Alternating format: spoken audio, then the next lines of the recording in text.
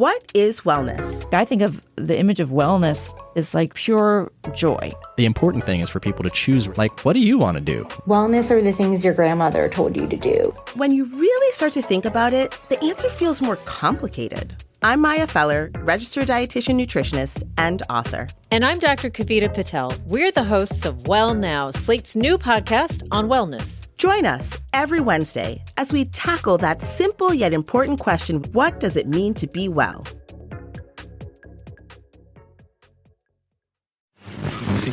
Edit audio.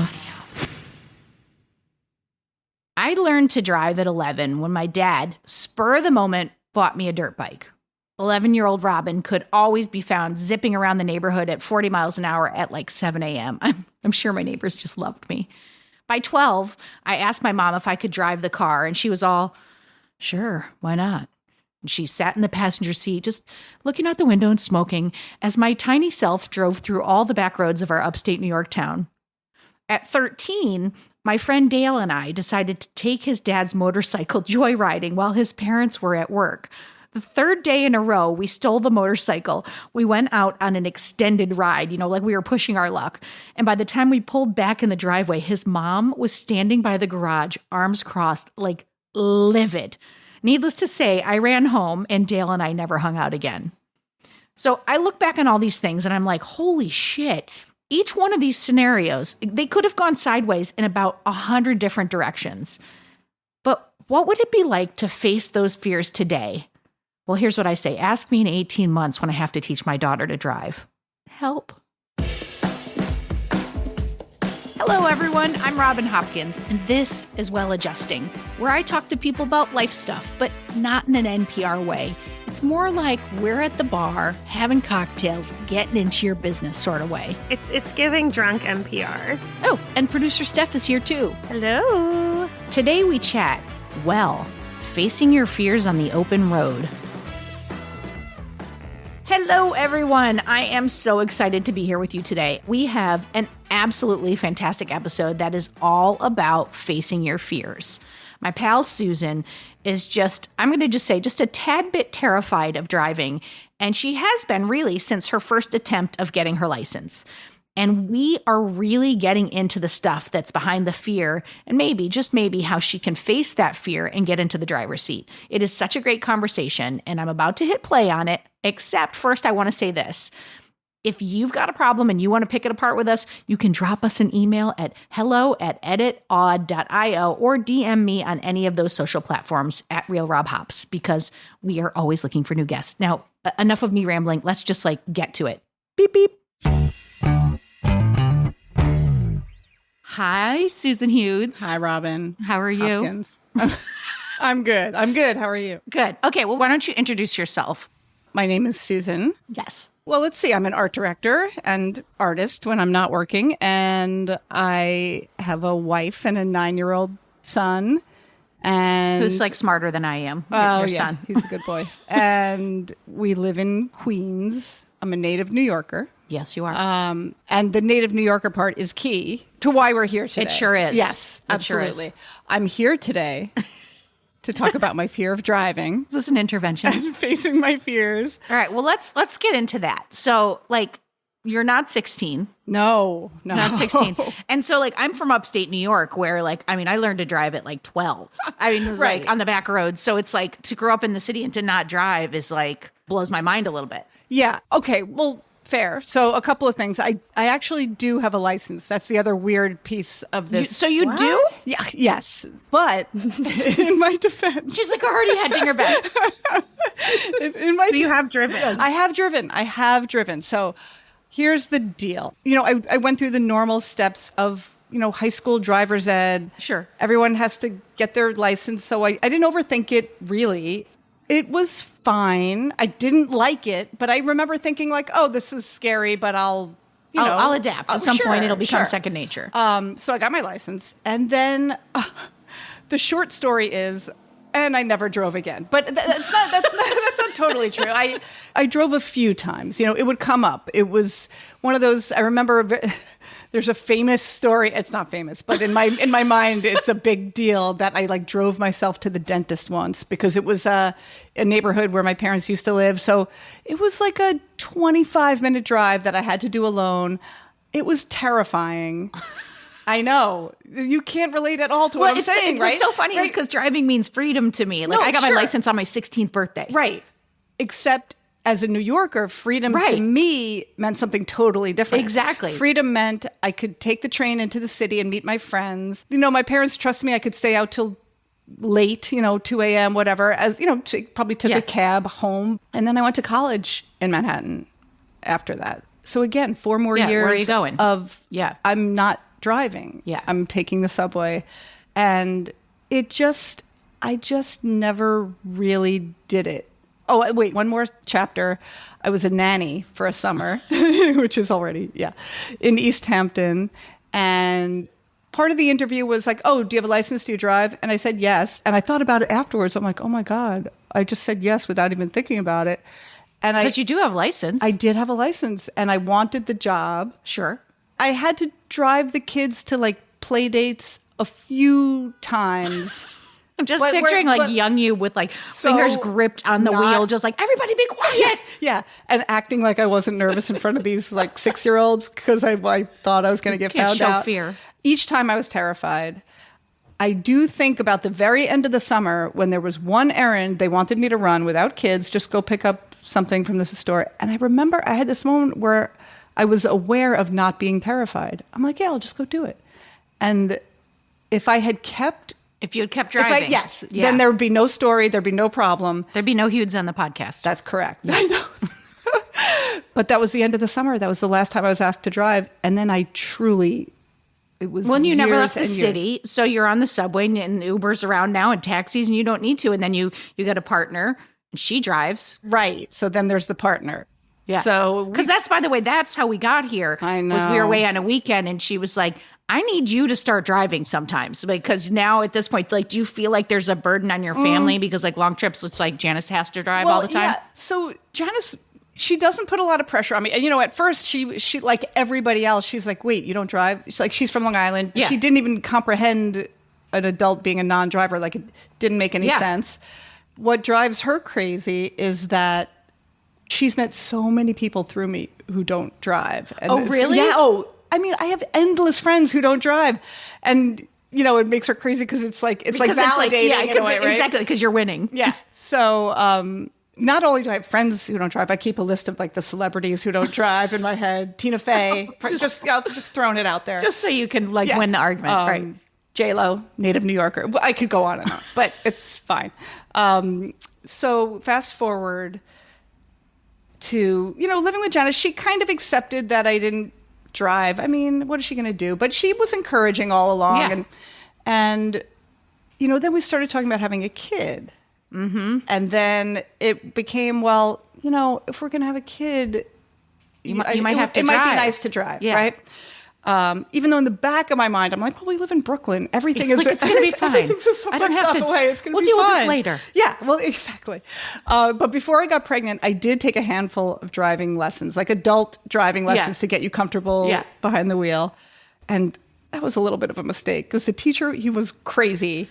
And he took me into deepest, wildest Brooklyn, the hardest. And one thing that terrifies me is merging onto a highway. I know you're laughing. See, I'm not laughing at you. I'm laughing with you. But I like that you're laughing. It's fine. It's fine. Bring it. But I like that you're laughing because it helps to know that it's ridiculous. Well, okay. Well, no, but we do have to say this because we're starting to knock on the door of the fear of and I also want to ask the why now, why you're ready to tackle it now. Because you did say when we were talking about having a kid, he's now 9. So it's been you escaped through 9 years being we're in Brooklyn. Well, now we're in Queens. But I do want to say, I don't think you should minimize it. It is scary. And the reason I can say this is because my daughter, I was talking about, she's 14 and a half. And I was saying, oh, I'm in a year and a half, you can get a job. Cause that's where my head goes to, you can start making some money, kid. And then she goes, I could drive. And I was like, wait, no. Oh, yeah. Cause it's the idea,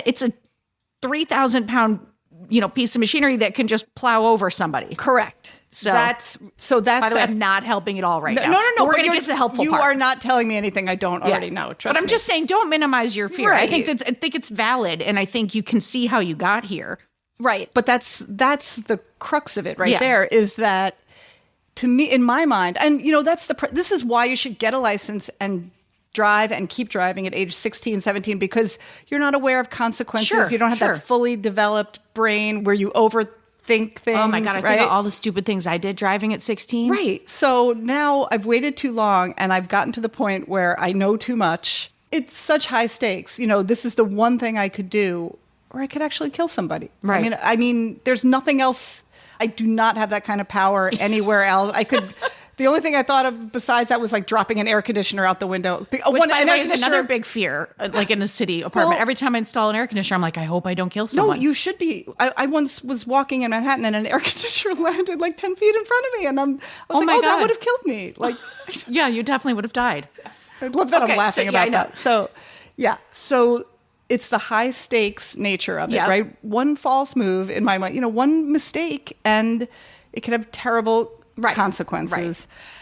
And and then I can add to But that. you do know if you walk down that road of thinking, that's true of like walking, riding a bike, flying. But not quite. It's like, well. hang on. Flying, I'm not in control of the flying, right? Oh, so it'd be the guilt of if you were the one who did it? Sure. Yeah. Causing this thing. Yeah. Right? Okay, but like devil's advocate, Sure, I'm allergic yes. to peanuts. You have a child that I assume goes to a school. Yes. You could kill a kid any day, just like accidentally putting the wrong We're thing definitely in his going to give food. her more fears stuff. Well, great. But I'm just saying, like devil's advocate, you can kill someone any day. Yes, when you get into a car, you're like aware of that fact. Yeah. But like saying that when you're 16, you should drive because you're not aware of that fact, I don't know if that's actually like the best advice. Maybe it's a good thing that you can learn to like hone and like love about yourself, that like now every time you get into a car, you're like aware of the consequences and so therefore can be a better driver. Because they do say Yeah. the type of personality you have, and I learned this in motorcycle driving school because I have a motorcycle license. Wait. Oh, all right, Jesus. You're on the we have other to talk end. about I know. that. But they talk about the way that you drive is reflective of your personality often. And you have a cautious by nature personality. Sure, yeah. And you're not going to get out and be 175 miles an hour. Of course Like you're not. not going to be drag racing in the streets of Queens. No, my hands are at 10 and 2. Yes, you'll be at 10 to. You're not going to be texting. You're not going to be doing any of these dumb things. No. Like, yeah. Right. So the fact that I would be hyper aware and terrified vigilant. and vigilant means that I will most likely not do something terrible like that, right? However, fear's not rational. Right. But I can layer that on. Like I'm not great at quick decisions, Like This is true. all driving is quick decisions. Like Yeah, but you know what though? Driving, you don't have time to debate it. Like you and my wife Mary are very similar in that like you're gonna like think things through and you might take you a minute to get to what you want or what you don't want. When you're driving, you don't have time to do all that. So your instincts take over. right. No, that's true. And it's like you don't have any faith in yourself. Well, I know this is one of those things that to get over the fear of doing it is just to do it, right? Yes. Yes. But here's, okay, and I have thought about this.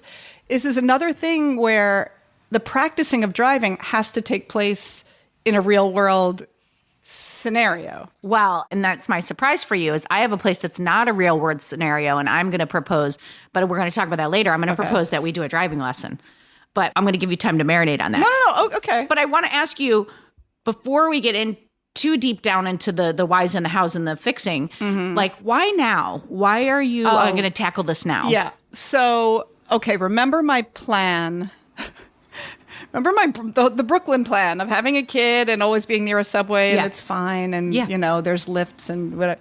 So the problem is we moved to Queens, Right. the place of my birth. And what I didn't count on is, now my son's in Little League. Right. And his school is not near where we live. So I've ended up having to bring him and pick him up from all these things that are not on a subway grid. Right. So I'm spending a fortune in lifts and, for these easy drives, and even for me, I'm like, in the back of my mind, I'm like, I could probably maybe do this, maybe, and I know that I just need the confidence to. So Right. So yeah, the fact that it's happening all the time, it's not just once in a while. Oh, if I just needed to pick him up in a lift, I could. Sure. It's kind of happening a lot. I'm spending a lot of money. Yep. And I look around at all the people who drive, and I'm like, well, they You're can't. like, if that guy can drive, I can do They can't it. all be geniuses, right? No, And- they're not. And now my niece on Long Island is driving, like, and shamed and by she's like nieces. a little baby, and Like, I changed your diaper and you're driving now. So it's always been on my mind. Yeah. It's always been a thing I would like to be able to do. Yeah. I was talking to a friend of mine. Like I said, I have many friends who don't drive. J-Lo. I was talking to a friend of mine in the neighborhood, another mom who doesn't drive. And she's like, yeah, I just wish I could get hypnotized and I've had that thought too. It's kind of like I have this habit of fear when I think about it. I know that, Now you have like a muscle memory of it too. It's just like it's in your body when you think about it. Right. So I think about driving, and all of a sudden I'm like, oh God, and I just picture those scary moments that I picture where if I have to make a left A ball turn, rolls out and a child comes. Oh God, the ball rolling out. The ball of course, rolling out. yes. But even like stupid stuff that I'm sure you're probably like mentally not even awake. when Getting this on is- a highway. Getting on a highway, or like a left turn in a crazy thing where cars are coming towards you, and how do you time it, and do you have enough time to turn? No, It's something like- as simple as people are crossing like 3 lanes across. It's like like this intersection in front of my house is like one of the worst intersections in the city. Yeah, it is. Both my kids have been hit out here. know. I mean, your kids have actually been hit by cars. I know. But See, that's making me sweat. this is called the episode where we're not helping. Go ahead, Steph. Has something happened that this fear is based off of? Good question. I was in an accident. I was not the driver, but I was a camp counselor coming home from day camp on Long Island in a van full of kids, like a school bus van full of kids. And our driver missed a stop sign. And we got smacked by an oncoming car in the side, and our bus of kids, this was terrifying. This was on the news. How old are you? I was 16. I was a counselor. Yeah. Our bus rolled and Are you serious? I'm serious, and landed upside down. Wait. I know you don't know How the story. am I just hearing know. about this? I was- How do you not lead with this story when people are giving you shit about it? I would be like, I was on a bus. Nobody was seriously hurt. I'll say that. But Who cares? but That's but it was traumatizing. traumatizing. There were kids hanging from the ceiling by their seatbelts, bloody kids, screaming my name. And I was taking kids down off the ceiling and putting them on people's lawns and running back for more my kids. God. And I was the only one not wearing a seatbelt because I was the one who, every time we pulled up to a house, I would take them by the hand and bring them to the front door. Did you fly all over? I rolled around and got banged up a bunch, but I just had I wasn't seriously injured either, amazingly. Oh my God. I just had a painful neck for a week and some bruises on my arm, but Okay. yeah. Okay, I feel like I feel like you're just glossing over this. That could create a little trauma. Sure. Absolutely. But I know that even before that happened, I didn't want to drive. Sure. So that just cements it. Yeah. Right? That's just I can only imagine, buried in your body are visions of kids hanging from the ceiling with seatbelts. Yeah, that might be enough I've to- seen it pretty up close. Right. Yeah. So Also, in that moment, you're not the driver, sure, but you were responsible for these kids, or you felt a sense of responsibility for all of these kids. So, it's very, to me, I got full body chills when you said that, because I feel like for you, being in a place where you're trying to take care of all these kids and feeling responsible and having to ignore your own pain and whatever to make sure they're safe, and I don't know, if that happened to me every time I got in a car, I would think of that. for a long So, time. yeah. I don't want to minimize that at all. That's Thank you. a Yeah. horrible No, thing to that go was. through. I can still call up the smack, that moment of impact, because nothing has ever been harder or louder or crazy. Yeah. Yeah. So that was that was a big deal. All right. So and then if you add in the fact that you're part of the reason you're doing this, or the main reason you're doing this, is to shuttle your kid around. So the stakes are high. Yes. Precious cargo. Yeah. Indeed. Yeah.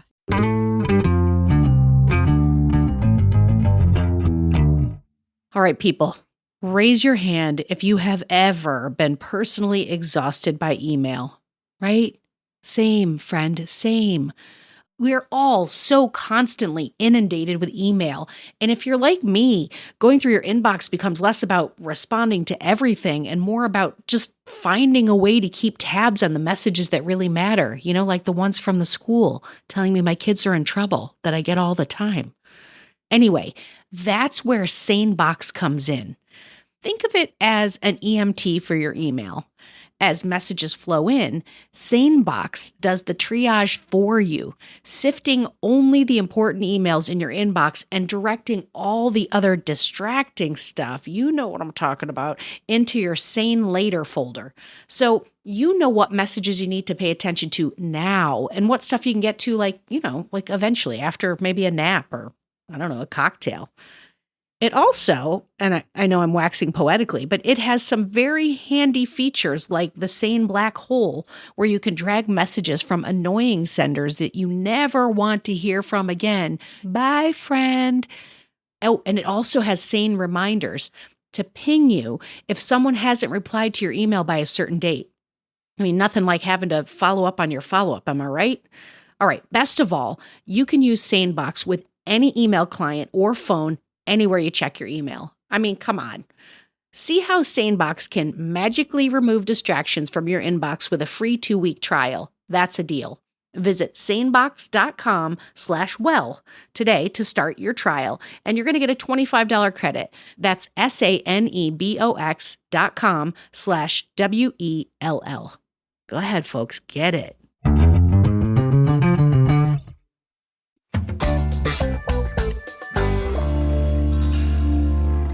So now we've traumatized you even further. No. Trust me that there's nothing you can bring up that I haven't already thought about, that isn't already swimming around in my brain. And can you, oftentimes, I know it's like a fear of driving, but can you isolate the sub fears of that? What are the things that you're afraid of? Can you articulate them, or does it just feel like one big cloud of driving is one giant fear? I mean, it really boils down to just my fear of killing or harming someone, whether they're inside outside of either outside the car or inside the car, because I've been on the other side of it. I've been inside the car, and I know that a mistake can cause that just as easily. But I knowing that everybody knows that risk, everybody on the road knows that risk, and everyone just drives. And because we're able to just I don't think about the risk. Right.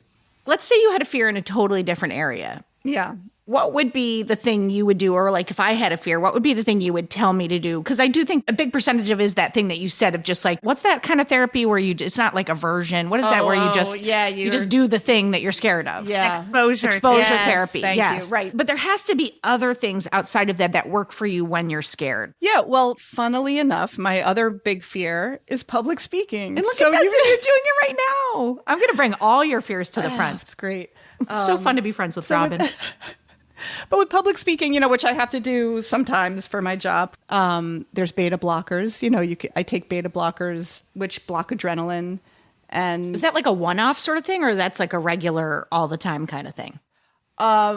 It started out as a one-off thing. I would pop one before doing a presentation so that, my voice wouldn't shake and my hands wouldn't, I wouldn't get sweaty. And hands start shaking. So you're still nervous, but nobody knows that you're nervous. And then, but now I take them every day because life is easier. Life is turns out, there's anxieties at every corner. So, but that's not helpful, right? Because if I'm already taking a beta blocker, it's not like it is it's still there. Although I would certainly take another one before driving, I imagine. Before our lesson that's going to be coming up. All right, tell me.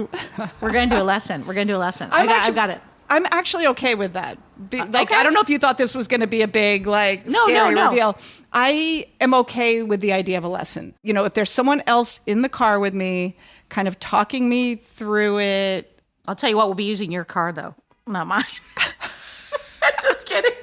It's new. That's really funny. I do want to say, and I don't know if this is helpful or, again, adding to it, but I have anxiety. I have anxieties about driving, whatever, but I like to drive. Wait, you have anxieties about driving, but you still like to do it?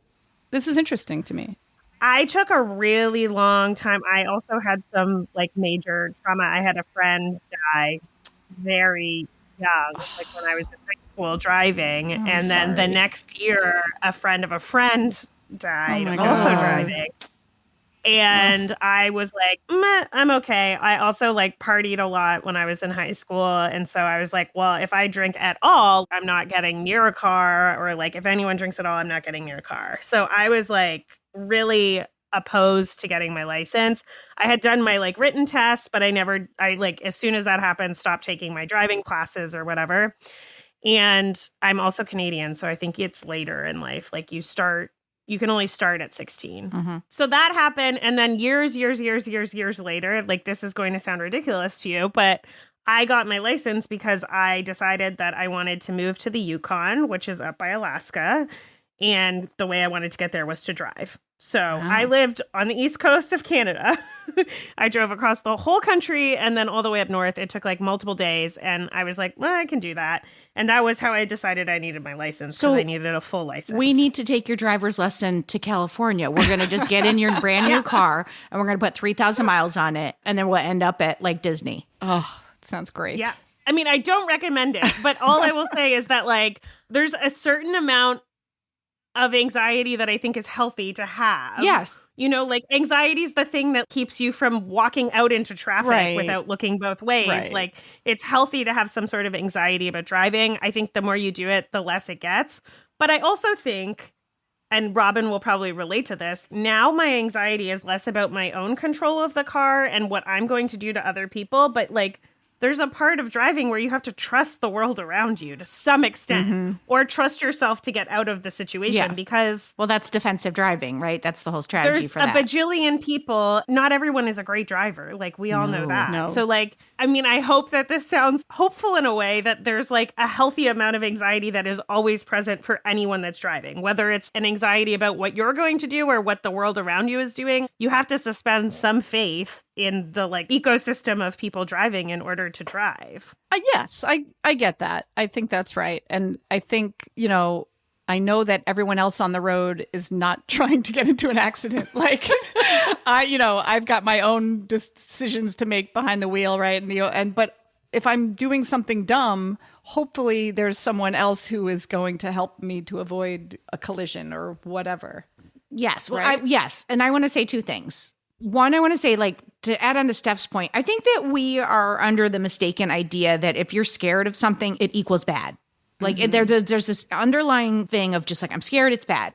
Fear is actually a good thing. It means you're up to something. It means that you're challenging yourself. It means you're like living a bigger life. It means, I mean, yes, like what Steph said is true. The things are there to protect you. Yeah. But maybe it's like you're going to be a heightened awareness. Yeah. Like there's some reframing that I think you can do that's like, I'm scared and that's okay. Right. Versus I'm scared and that means I should not do it. Right. Be scared and do it in spite of the fear. Yeah. No, I mean, absolutely. And in you saying this just now, you know what it reminded me of? I don't know if you remember this, but years ago when we were talking about having a kid, you were one of my friends who did it first, you know? Yeah. And I was calling you with like Looney Tunes questions at certain points. You're finally like, Hughes, this is me grabbing you by the collar and telling you to stop being so scared. And just, because I was coming up with a new fear every day. Like, okay, so what if...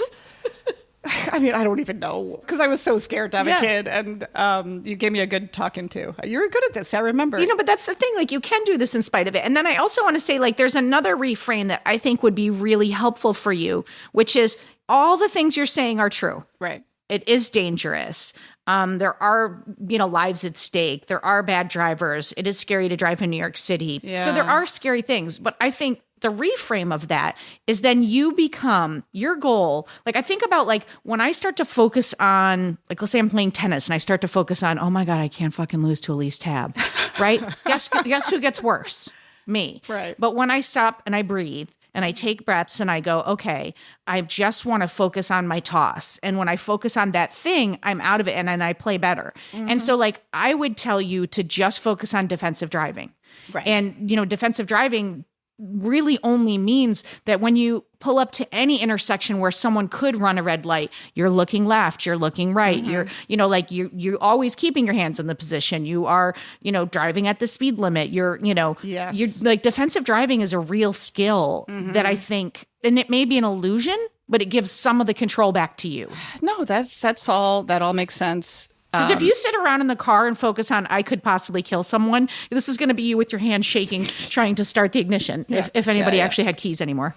I don't know if this is a good tip or just good for me because I also have OCD, which I feel like is important to say before I say this. But when I was anxious driving, especially if I was on a long road type thing, like I grew up in the country, so like there was like tons of space, and I was like, oh my God, a moose could come out of nowhere and kill me in a second. Like, new fear unlocked. Like, at least you don't have that in New York. But I would count in my head like 1, 2, 1, 2, 3, 1, 2, 1, 2, 3. And it was like 1 was the left-hand mirror, 2 was my rear view mirror, and 3 was the right-hand mirror. So that I knew in my head 1, 2, 1, 2, 3. I was like always checking my spots, and it was like on a rhythm, and it became like so integral to me driving that I don't think about it anymore. Yeah. Like it's almost like a heartbeat or something. But when I first started, it would like give me a feeling of safety because I would be like, okay, I know that I'm checking these things when I'm counting in my head. Right. Oh, I like that. Which again could be my OCD. I mean, Just a little bit. But sometimes, but I think those kinds of things, like that's the same kind of thing of like, you can have the 1, 2, every time I pull up to a stop sign, I'm always going to look to the left. Even if it's a one-way street, I'm still going to look for the right because there could be an electric bike coming. Oh my God, so many electric bikes. And none of them, they all just have their feet down, which by the way, see, in the that's scooters, I'm like, you're going to take your foot off. Pick your foot up and put it on the thing. No. But like they're coming from other directions. You've got jaywalkers. So, but if you do like a scan, like a circular scan of all the areas, and it's the same way, like if you bike ride in the city, you have to defensively bike ride. Like I teach the kids, I'm like, look, we're in a bike path. I'm like, that doesn't guarantee that this car is going to see you. Right. That doesn't guarantee someone's not going to throw their door open. Right. I'm like, so you have to be constantly vigilantly scanning. Yeah. How much time do you have to be panicking when you are doing something? Right. Like any of my other fears, a lot of it is the buildup, right? A lot of it is beforehand and overthinking it and just imagining. It's pointless. I like imagine scary driving scenarios for no reason. But yeah, once behind the wheel, because I've had a handful of experiences, it's true. I'm looking, I'm watching, I'm nervously looking and checking and watching and, but I've successfully gotten from point A to point B. So I know that I can do it, although it's been such a long time now. Well, that's going to be the big portion of this is just going to be getting back on the horse. Yeah. Do you still come into the city? Obviously, you're in Brooklyn right now. Yeah. I mean, I took the subway here. Yes. But every time you get out of the subway, you walk across the street. Oh, yes, I do. And you face the electric bikes and the cars. You might walk across the street at the intersection, but I would stand to guess that you also occasionally jaywalk. I do. I mean, you are a New Yorker. It's and true. when you do, you look both ways, even though it's a one-way street. Yes, I do. Because you're trying to protect yourself and other people. Yes. So you have all the habits already. Oh, this is okay. I was like, where's this going? Yeah, you have all that. Yeah. You have all the good habits already. Sure. I think there's just a massive reframe that needs to happen. I think so. Think of all the times you've been in a car and nothing has ever happened. Right. There's that one time. Right. And it was significant. I don't mean to downplay it, but you've been in the car probably hundreds of thousands of times since then and nothing. So the odds. It's true. And it's funny. I'm fine with putting my life in the hands of whatever random Uber driver is picking me up. They're probably way worse drivers than you would ever be. And you get right in that car with them like, boop, ba-doop, ba-doo-doo. I know. I'm singing that. And I think the reality is what we're talking about here, because it's like we've had all these different examples of like bike riding and planes and whatever. Right. What we're really just talking about is sometimes you just have to face your fear. I mean, you can reframe, you can do all these supportive things that I think help hold it. But there is some time like where you have to just like step out on that ledge and you just got to jump. Right. Like I think about hard conversations with people sometimes. And like, if I know I have to have a hard conversation, I will sometimes, because I'll be scared to do it. Yeah. I'll force my own hand by like texting something like, hey, do you think we could talk later? Because nobody says that if they just want to be like, what up, G? Right. Like, so I force myself. Right. You've set the ball in motion and you know that you have to. Right. Yeah. Like, and so I think, what could you do? I mean, obviously I'm making you go on one driving lesson, but what could you do to put in place to force your hand? Because you do know that some of it is a comfortability factor. So like, is it a weekly drive? Is it? Well, I think getting in the car with you will be super helpful because like I said, every now and then when I'm like, oh God, I could just like get in the car and take Damon to baseball, right? But I haven't been in a driver's seat in so long that I think even just like doing that will be helpful. And I've already researched, there's a school in Greenpoint. Okay. One of the things they advertise is like nervous drivers, you know, Amazing, right? amazing. So maybe a handful of lessons with an instructor at my side. If I'm in the car with somebody, like I said, just if someone's talking me through my choices and like explaining the scenario and like, you know, like a proper lesson. Yep. I think that would be super helpful. And it would just be a little bit of confidence. And honestly, if I can get to the point where, you know, I've always said, well, in an emergency, I could get behind the wheel. Right. But I don't even know if I'm If you at could that at this point point. anymore. Yeah. Like Yeah. we've gone skiing in Vermont, and Janice was like saying, "Oh God, I hope I don't break my leg because I'm living starting in a Vermont job." then. So yeah, no, but she wasn't even thinking that. She's like, "Because I'm starting a new job," and I'm like, "Oh my God, if she breaks her leg, I have to get us home from Vermont." And like, there's no. You'd be like, Vermont's a nice place. Yeah, We could just stay here. Right. We'll just set up But camp. so are you the type of person who puts things off? Like if you found this place, will you set up regular appointments? Like, do you need to put things in place so that like, what can you put in place so that the cadence is regular? Well, I have the vaguest of timelines in my head because when I knew I was going to talk to you, I was like, all right, I'll do that first. Right. Okay. And then, I feel like I'm going to pay for an amount of lessons. I think like that's my way. Because then you'll have to take right. them. I've put the money down. I'm buying 5 lessons, say, or whatever. And then let's see how that goes. And then I can buy 5 more if I'm not feeling like that was enough. And Okay. Yeah. So But what's the goal? I would, well, Because we're going to do our driver lesson like ASAP. Okay. It's going to be the next like week or two. oh, Oh yeah. all right. Scary. I think if we talk again in October, November, I would love to have been at a point where I've taken some lessons and feel a little bit more confidence. I can't promise that I will have been driving solo by then. Okay. It would be Like nice. that you're saying you can't promise. It's like, this is for you, not for Robin. No, it's for Robin. I feel like it's for Robin. No. But I do think also, like, when you said, I want to be comfortable driving, Yeah. like, Also, what what does does that mean? comfortable mean to you? Like, comfortable can be very layered. you know? Yeah. Oh, comfortable. Okay. Comfortable driving, meaning I'm not dreading it the night before, Okay. Like maybe you're only dreading the morning of. maybe. Okay. Or, I'm sure I'll still be nervous, but at least maybe I'd be just being willing to do it would be a breakthrough, yes. right? I mean, I'm sure it'll be scary and nerve wracking, but just the willingness to do it would be a huge Well, and that's why accomplishment. I'm all about automating it a little bit. Like maybe by November, once a week, you go get groceries, or once a week you go do a thing, so that every Tuesday you're going to be getting in the car come hell or high water.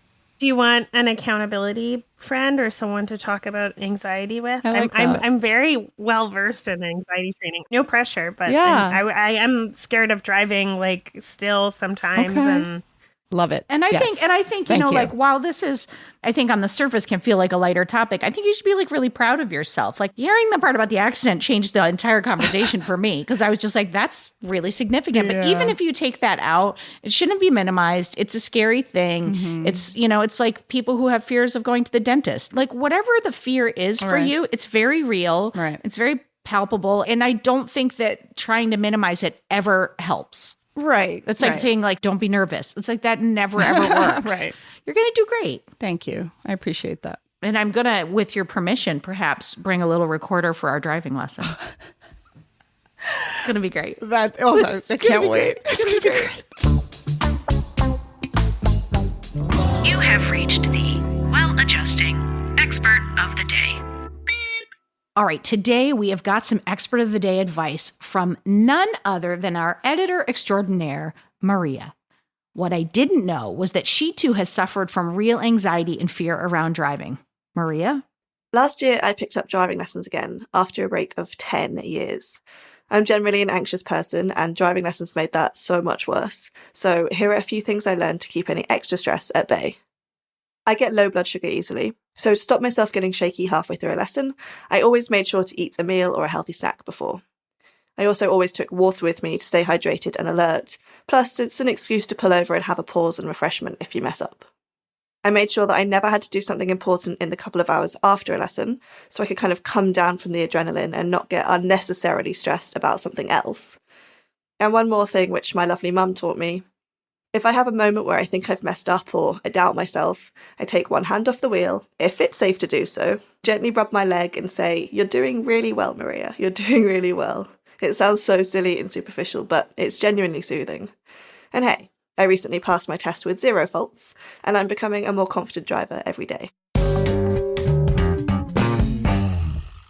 So I'm sure you are all wondering, did Susan actually, really meet me for a driving lesson? Did she fake a hernia? Did she cancel? Did she change her number so I couldn't contact her? Well, take a listen.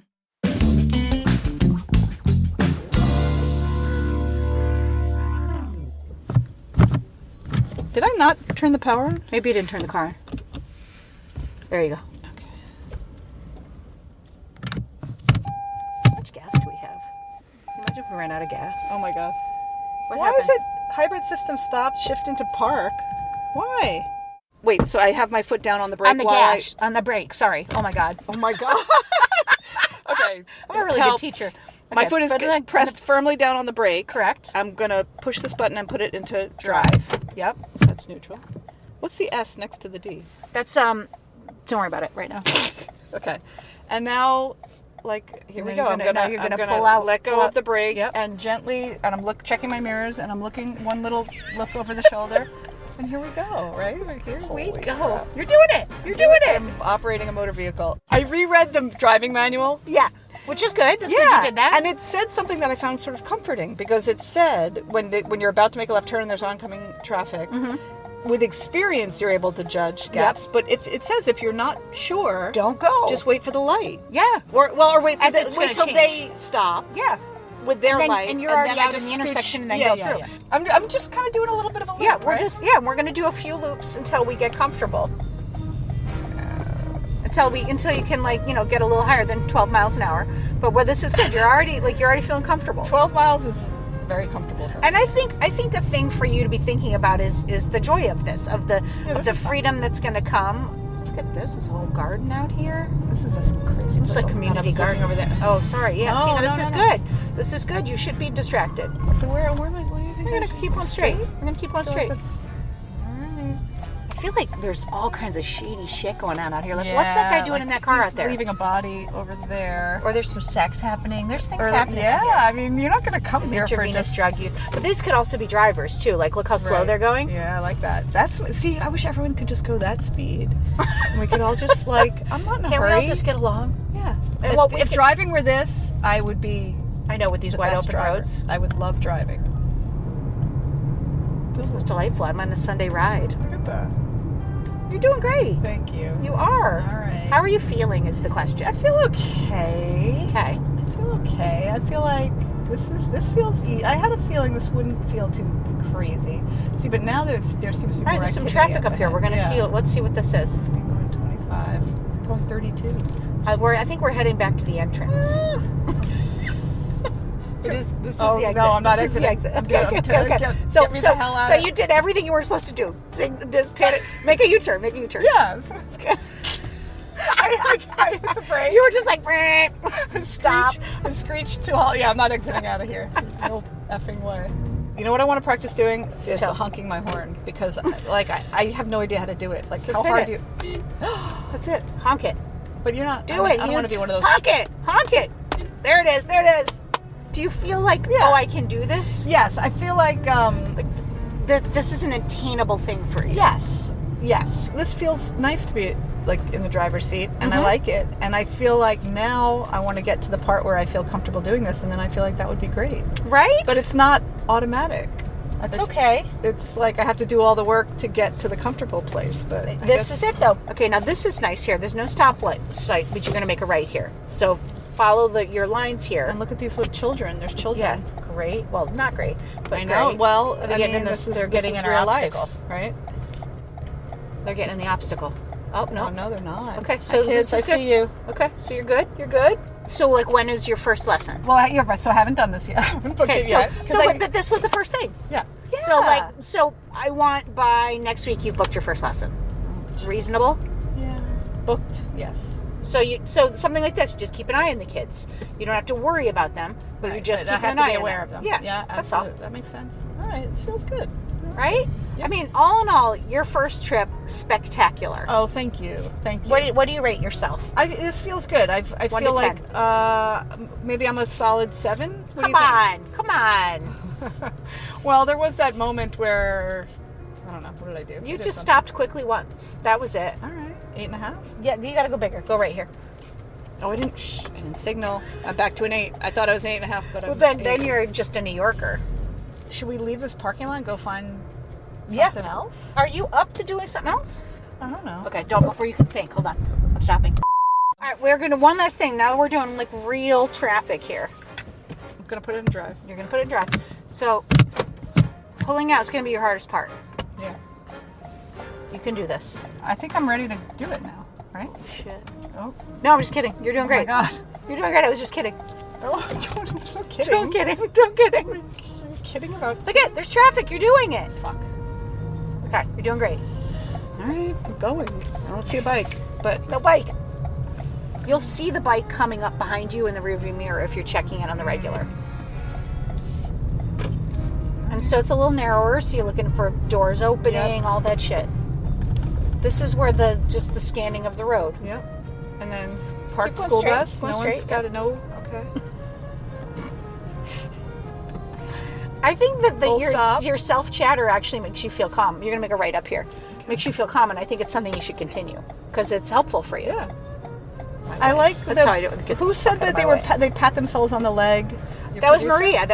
Maria, I love that. I know, I did too. Self-soothing. Oh, I appreciate that. I did okay. You're good. I did okay. Yeah.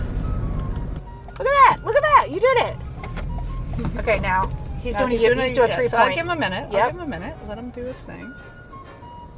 I'm gonna be like the most considerate driver in New York. Forever. I will let everyone do what they need to do. I will be an hour late to everything. I'm helping them. Yeah. So I'm going up in here, right? Sure, that works. I mean, is that what you were thinking? Yeah. Okay.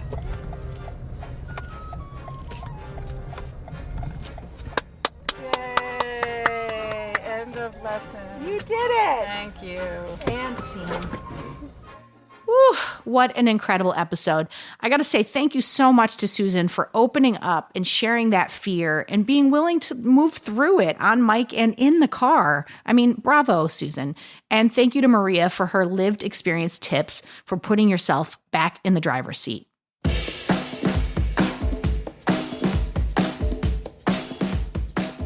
For more Robin, and you may need that, you probably don't need it, but like if you do, you can follow me at Real Rob Hops on all the platforms, all the socials, as the kids today say. Well Adjusting is an Edit Audio original, exec produced by Steph Colburn and Robin Hopkins. Thank you to Maria Passingham, Kathleen Speckert, and the whole Edit Audio team.